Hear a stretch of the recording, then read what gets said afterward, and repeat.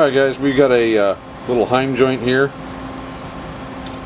I think it's a piece of shift linkage for a four-wheeler Can-Am quad. But as we can see, the rod is broken off inside here. I'm going to try and extract that for the guy.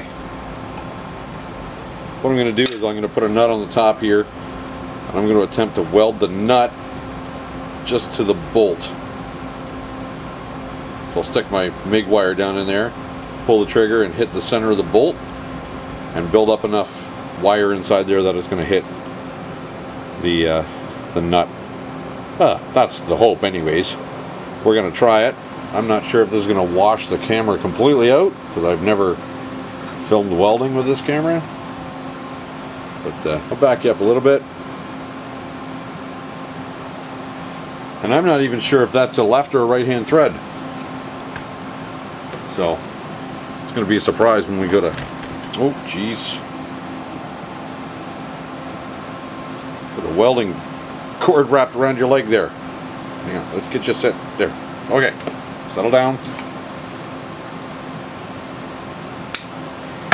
Let's see what we can do. What kind of a mess we can make of this. Hopefully it comes off.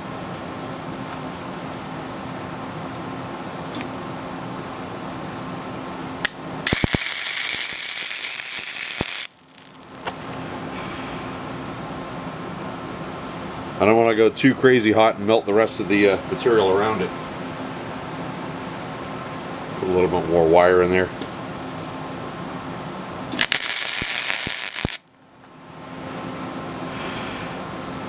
Okay. Now we'll see. See what happens.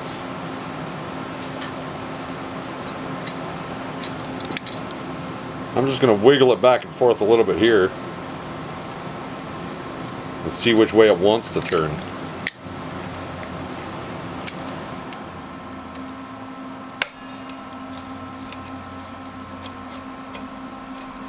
There we go.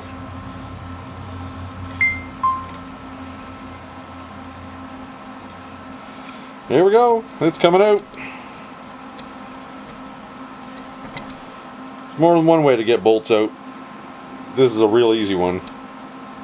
If it works the first time, it's real easy.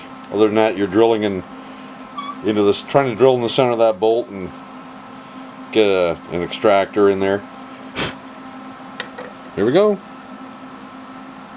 It was reverse threads. Being a Heim joint, I wasn't sure.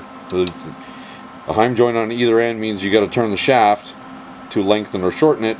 One side will be left hand thread, one side will be right hand thread. Yeah, that's it. Well, that was a nice quick one. Customer will be happy. Whew, that's a little spicy. Alright, quick video. Thanks for watching.